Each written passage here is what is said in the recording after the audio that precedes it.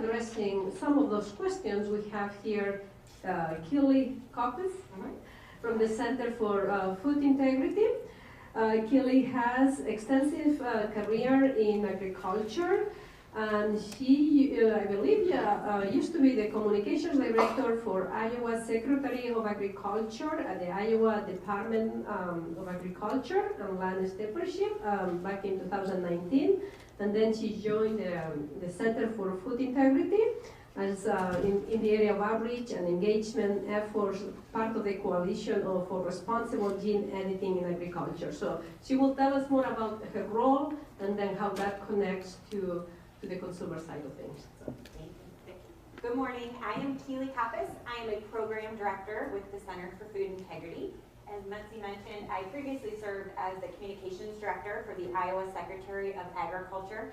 So I have a great appreciation for all that you do to take care of the farmers that take care of us. This is where the program takes a hard left turn.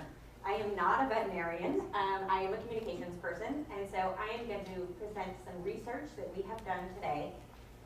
We dug in to understand why do consumers and the food system accept some food and agriculture technologies while rejecting others. So a little bit about the Center for Food Integrity, or CFI, as you may hear me call it. We are a not-for-profit organization. We bring stakeholders across the food system together in a pre-competitive environment to share research and information. We try and keep people apprised about trends that are coming that could affect their businesses. We work towards strategic solutions to help not only organizations, but the industry as a whole. And then where we really excel is connecting food system stakeholders that are working towards common objectives to help form coalitions and build these trust-building frameworks. And our goal is really to help create trust with consumers and build a more resilient food system. So at the end, you'll hear me talk a little bit about one of the coalitions that was mentioned, and that's the Coalition for Responsible Gene Editing in Agriculture. And that is a group of technology developers that are working on applications not only in livestock, but also in crops, who are all working towards the global acceptance of the responsible use of gene editing. So this is truly a critical time for new food and ag technologies. There's a lot of potential to solve a lot of issues. You heard Dr. Lucina talk a little bit about the animal welfare benefits. There's also sustainability benefits, food security, food affordability. But right now, the consumers have a very low level of awareness about these technologies. So the Center for Food Integrity is really encouraging technology developers that now is the time to start talking about these technologies, start talking about the benefits that they provide before we have some sort of a catalyzing event that could polarize public opinion. And I know David Fikes will talk a little bit more about that consumer opinion next. So the most common question that we get is, why do we need these new food and ag technologies? And in the past, there was a really low felt need. You know, the grocery store shelves were full, food affordability was not a concern, and COVID-19 really changed that. You know, when you look at millennials and Gen Z, that was the first time in my lifetime I ever went to the grocery store and the shelves weren't full. You know, I couldn't get the products that I needed. So that was a wake-up call for a lot of us, right? So in addition to the supply chain issues, you've got rising transportation costs. We're all seeing what that's doing to food prices as a whole. You've got climate change. 28% of the country is currently in drought. Meanwhile, the Southeast is recovering from flooding from a hurricane. You've got concerns about animal welfare being driven not only from consumers, but also investors. And then farm sustainability. We all know that farmers have to be productive and they have to be profitable to continue to produce for us in the future. So all these challenges and so many others are really starting to increase that felt need, not only among the food system, but also among consumers and policymakers. So gene editing is one of these technologies that we researched, and you're hearing it make news primarily because of the human health applications. So it's showing tremendous potential to help not only with cancer treatments, different genetic diseases, sickle cell anemia, HIV. A lot of these are still in the research and development and clinical trial phases, but we're aware of at least 3,600 applications that are under development right now across the world, and 49% of those are targeting cancer alone. As of right now, there are 32 gene therapies currently approved for human use. So it stands to reason that if you can have those human health applications, you're going to be able to provide similar benefits to animals and plants. So we're aware of more than 500 agriculture crops of interest that are under development globally. And some of you probably saw the really exciting news out of the Roslin Institute last week. They announced that they think they've identified the gene that allows pigs to be infected with ASF. So you just heard Dr. Lucina talk a little bit about what PIC is doing with PRRS, but imagine a world in which we can maybe do something similar with ASF, which I know is a disease that keeps so many of you up at night. So a few more applications, just to help you understand the broad applications that are happening here. Xceligene is a technology developer. They use gene editing to create short-haired cattle. So the idea being that those cattle are more able to deal with heat, and so more able to be produced in southern climates. And they received a low-risk determination from the FDA in March of 2020, or 2022, I'm sorry. And then earlier this year, Washington State University was the first to get FDA approval for human consumption of 5 gene-edited pigs that were part of their research program. So both of these technologies are still in the research phase. They have not gone to commercialization, but they're certainly making great progress, and FDA has certainly given positive nods thus far. And then this is probably the most relevant example I can share with you to date. There is a technology developer called Pairwise, and they are working on creating more nutritious fruits and vegetables, and their goal is really to help consumers consume more fruits and vegetables. So they recognize a need for more nutritious salad green options. So typically people might choose iceberg lettuce or romaine lettuce because they're more palatable, but they have lower nutritional profiles than kale. So they were able to genetically edit a mustard green and create a new green that has twice the nutritional profile of romaine lettuce, but it's more palatable than what a kale would be.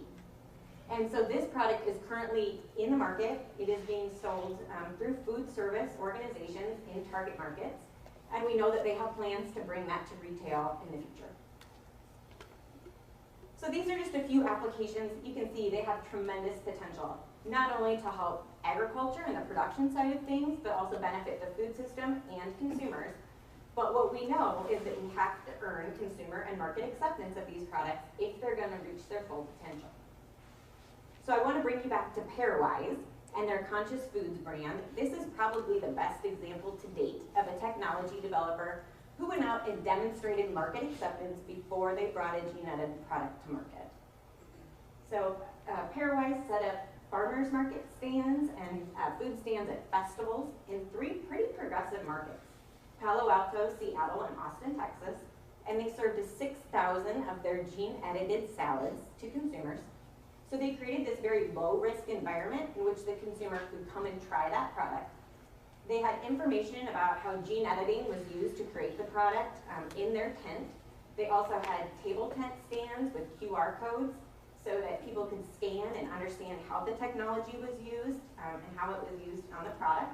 And then they had people there available to answer questions from the consumers as well. So between those 3 events, they collected 3,000 consumer surveys. 91% of those consumers said they were likely to purchase the product. Only 1% of survey respondents even mentioned the technology or the use of the technology in the development of the product. And of those, half of those comments were actually positive. So Pairwise went out, they did the work, they collected their surveys, so they were able to go to those food service organizations and say, look, the consumer said they're going to buy it, which was how they were able to get that product on the menu.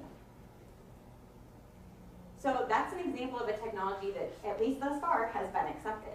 So that led the Center for Food Integrity to wonder what makes consumers accept some technologies and reject others. We're all aware of examples of technologies that were perfectly well developed, they were safe, they were effective, they filled a market need, they received regulatory approval. But for one reason or another, the consumers or the market said, no thank you, we're not interested. So in 2011, the Center for Food Integrity conducted consumer research to test 4 different technologies: gene-edited plants, gene-edited animals, plant-based meat alternatives, and lab or cultured meats. And then in 2022, we repeated a similar research project, and we went out and evaluated the food system. So we talked to CPGs, retailers, food service organizations, and some of the associations that represent those brands. So I'm going to go through this at a very high level because of time. At the end, I will give you links where you can go online and download those resources if you want to dive into all the findings.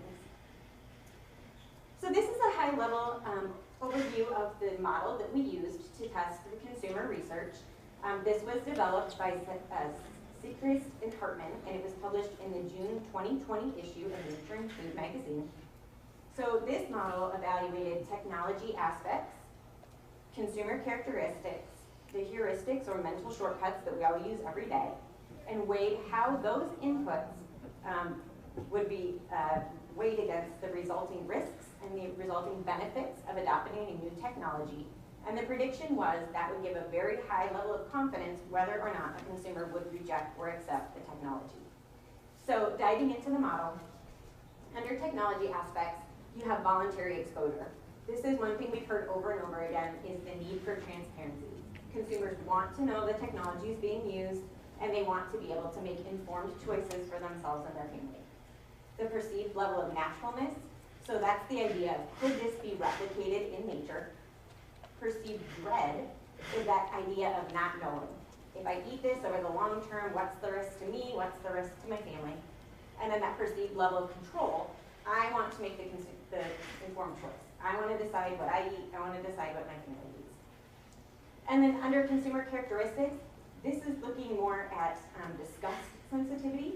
So I call that the you factor. You know, does that idea kind of get that gut-wrenching reaction from consumers? Attitude towards new technologies as a whole. So not specific to food and agriculture, but do you view technology as a benefit in your life and a source of making your life easier? Or does that create angst and anxiety for you? Cultural values, so how does that align with your own personal beliefs? And then personal identification. Does the use of that product or that technology align with my personal values or how I want others to view me? And then under the mental shortcuts or heuristics, do I have a positive or negative association with that technology or the company who's bringing that product to market? Do I believe that natural is better or previous products are better? So this goes to that felt need. Do I think there's a need to do things better than we're currently doing them? And then this is the foundation, the trust in the people, the organizations, or the attributes of the technology.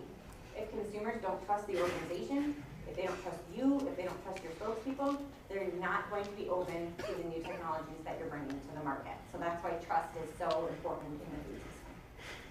So you take all that and you weigh that against the perceived risks and the perceived benefits. And what we found is that if consumers believe that the benefits outweigh the risks, they will accept the technology. So as we dove into some of the key takeaways from our research, overall it was very positive. 2 out of 3 consumers said that they had a very positive or somewhat positive impression of the use of technology in the US food system. That skews higher among millennials and early adopters. So when you think about it, millennials grew up with technology. It's always been a part of our life. So it's just a natural extension that we would also use it to improve the food system. And when you look at those key characteristics of early adopters, they're usually very open to taking risks and have a low fear of the unknown. We found that how the technology is being applied matters. So if consumers are very open to using technology if it's part of the production process. Think about things like drone or telematics, auto steering. They're not concerned about that at all. There's a much higher barrier if it's used on a product I'm going to ingest. So if it's something I'm going to eat, there's a much higher need to prove that it's safe and to be transparent about the use. We also found that there's a lower level of concern about ingredients because they're less visible to the consumer. So think about corn, soybeans, wheat. Those are typically ingredients in packaged products. There's lower concern there than if it's a fruit or a vegetable or a protein that's going to be served in its entirety at the center of the plate. We also found there's a much higher bar if the technology could affect or could be used on what's considered to be a vulnerable population. So think about children, animals, or the environment. So So we boiled down this consumer research to really 5 key takeaways. The first main driver of consumer acceptance is the belief that the food resulting from the technology is safe to consume. If I don't think it's safe, I'm not going to buy it, and I'm not going to feed it to my family. Second, this goes back to that visibility and transparency. Information needs to be available, not only about the technology and how it was used, but how it affects the resulting product, so that consumers can make that informed, voluntary choice. I think this is where we as an industry took a misstep with GMOs, is we weren't transparent about the use until it was too late, and then there was the public outcry. And these last 3 really work together. The benefits have to outweigh the perceived risk to earn consumer acceptance. And when we talk about benefits, we can't just talk about the on-farm benefits. We in this room know that it's very important for farmers to be productive and to be profitable so they can continue to produce food. But those messages do not resonate with consumers. So when you're talking to consumers about the benefits, you have to think about things and how it's going to benefit them. Is it going to provide more nutritious products? Is it going to provide more affordable products? Is it going to make the supply chain more resilient? Can I do this more sustainably? Can we reduce our environmental impact through the use of this technology? Those are the sort of benefits that are going to resonate with consumers to help build trust and earn acceptance of new technologies. So then in 2022, we conducted similar research with the food system. So we went out and we asked food service, food retailers, and those associations that represent them, what makes you accept or reject new applications of food and ag technologies? The number 1 driver was, do I believe my consumers will accept it? There's only so much space on the menu, there's only so much space on the shelf. If they don't think people are gonna buy it, they're not gonna stock it. The next comes down to that perceived benefit. So how does this benefit them? Does it help increase their profitability? Does it help drive sales? Does it help reduce their cost, improve efficiency? I would also encourage people to think about those ESG goals that they're making. Does it help with animal welfare? Does it help reduce their environmental footprint? Does it help reduce antibiotic use? Those are all sorts of things that are challenging the food system right now. So they need solutions to help solve that. Can we provide those solutions and also in turn help earn acceptance of these new technologies? The next few are pretty self-explanatory. It needs to be scalable to be commercially viable. If you're trying to sell to a regional or national retailer, if you can't meet the needs of one distribution center, it's going to be very hard to convince them to accept this into their supply chain. It has to align with the company values. It needs to fill an existing market need. That goes back to that felt need that we talked about earlier. And it needs to give consumers more choices. You saw in our consumer research model, they want to make an informed choice about what they eat and what they serve their family. So on the flip side, what makes them likely to reject a new technology? Again, the belief that their consumers will not accept it. If they're not going to accept it, they're not going to upset their supply chain. Insufficient proof or testing that it's safe. That's just table stakes. No one's going to buy it or stock it if they don't believe it's safe for people to eat. This next one's critical. You heard Dr. Lucina talk a little bit about the work they're doing on global regulatory approval. We operate in a global environment and global supply chain. So if you don't have regulatory approval or they don't think it's going to be accepted in international markets, they're already trying to sort so many different things in product lines. They don't want to have to worry about that too. The low felt need, again, we keep coming back to that. And then cost considerations. It could be the best widget in the world, but if it costs way more than the current widget they're already using, they're not going to be likely to change their supply chain to integrate the product or the technology. So as we took all this consumer and food system research, we put together recommendations and strategies that different groups can use to help build trust and awareness in these new products and technologies as they come to market. I'm going to walk through the ag technology company example today. If you go online and download our resources, there's also information out there for researchers and associations and consumer groups and the food system. So first, help conduct research to better understand consumer and customer awareness, comprehension, opinions.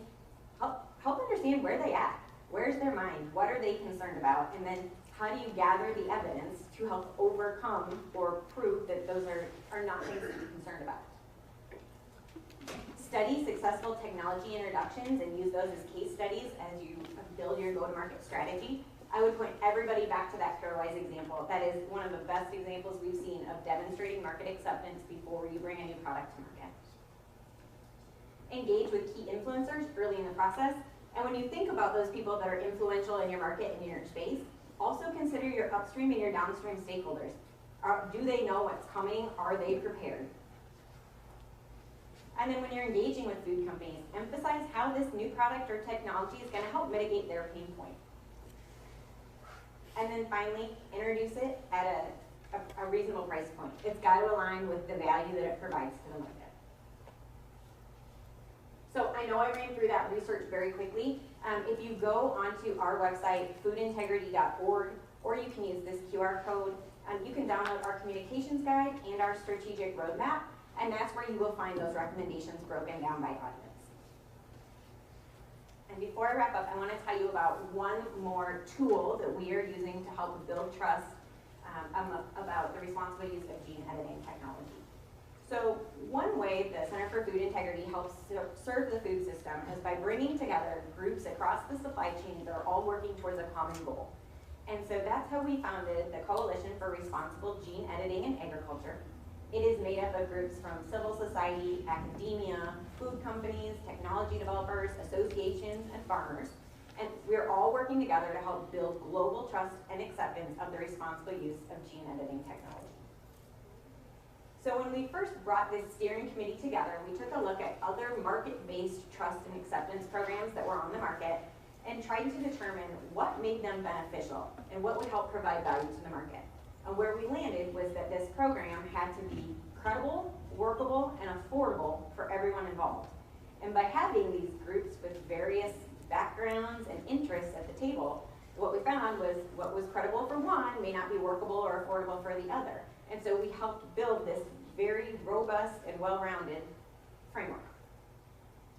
So when you look at that framework, there are 7 key principles that help drive what this group and this framework stand for.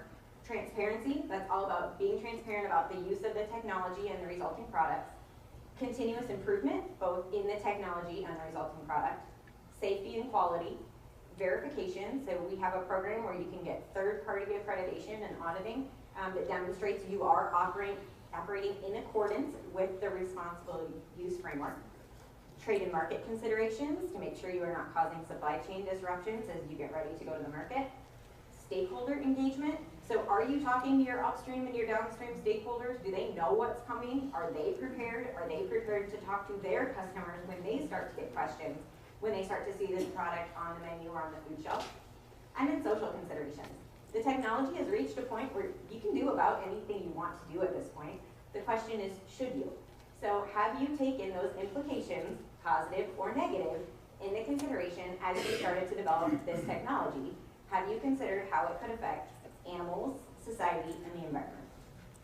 So that's kind of the 7 key pillars that makes up the responsible use framework. Each framework then has commitments and guidance that technology developers must follow. They have to provide objective evidence that they are operating in line with those principles and commitments to achieve verification. We have partnered with the Global Stewardship Group, which is an accredited third-party auditor. They come in, they do a paper audit. It traditionally takes 2 to 3 days to sit down and review processes and protocols to make sure that these groups are operating in accordance with the framework. You have to meet 75% of the criteria to achieve verification. And then the groups are responsible for conducting self-verification annually to make sure they're staying in compliance with the framework, and then go through the official audit every 3 years to make sure they're staying in compliance. So to date, we've had, really the goal of the framework is to help build trust with the food system and consumers, prove to them that these gene-edited products were developed safely and responsibly. So to date, we've had endorsements by 9 groups that span the food system. And Corteva AgriScience is the first technology developer to achieve verification. We are aware of at least 2 other technology developers that are also going through the process, but we keep all the information confidential until that verification process is complete, in which case we work with them to help promote it. So if you are engaged in gene editing, whether that be for research or for commercialization, we would welcome you as part of the Coalition for Responsible Gene Editing in Agriculture. If you would like to learn more about the program or how to get involved, you can go to our website. It's geneediting.foodintegrity.org, or drop us an email. we'd be happy to hop on a call and just talk to you about how you can get engaged. Thank you.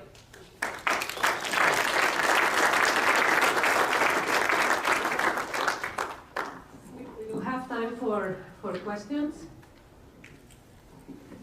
So Keely, one last image, you had, for instance, the Costco retailer, right? Yes. Have they said whether they will be selling gene edited or they are not quite there yet? I think they will, but they will have some requirements in place to do that. Okay, so it's part of the coalition. And on the other end, are you aware of some of the retailers or that said they wouldn't, and maybe that's something that they will address, and they have not yet? Or... We are having outreach with various retailers just to make sure that they are aware. A lot of them weren't even aware that there were gene-edited products coming. That was new information to them. So part of what we're trying to do is raise awareness. We don't want this to be a surprise. We don't want there to be supply chain disruptions. So we're trying to help the market prepare and give them the resources and tools that they're going to need as they start to get questions from customers about what all this is. So we're starting those conversations with them now, and I'm sure David will talk more about that since he represents the CPGs and the retailers. And the last question, just because we had one of the keynotes, had to do with exports, right? And yes. Obviously, we want to continue exporting, and this, I just was wondering whether, is there any information about that consumer acceptance from other countries outside the U.S. that you've done, or do you have a sense for how technologies like this might be accepted in other places? We do not. All of our research has been U.S. based, so I can't speak to that. I do know the Genetic Literacy Program has a tracker on their website that is keeping track of the different regulatory approvals and frameworks that are starting to pop up around the country, and they also have a list of gene-edited products that they're aware of that are under development and in various research stages. So I would direct people there probably for more information. Very good. Is there, one question there. I have a question on your acceptance, consumer acceptance model. Do you take into consideration the radical groups? I'm sorry. Oh, no. Yeah, the radical groups. We always the screen. influence that they can, make on those groups. No, what we've done is when we do consumer research, we screen for pork eaters. So the people we are surveying are people who regularly eat pork at least once a month, so that we make sure we're not skewing data by people who are maybe vegan or vegetarian and aren't going to be open to it regardless. Chris, another question. Yeah, thank you, Keely. Good presentation and a lot of good work that Center for Food Integrity has done in this space for us on behalf of the pork industry. I'm just curious, in this space, FDA has already approved an IGA for pigs in the GalSafe pig. So in December 14th of 2020, that's already approved, and it was approved for human consumption as well. So just curious, in the population in our audience today, if people realize that we already have a gene-edited pig that's already been through FDA approval and is already publicly available. I don't know if it's commercially produced or at any size or scale or anything like that, but we're talking about the PRRS resistant pig by PIC, and we already have a product in place. So just making that people aware of that. So.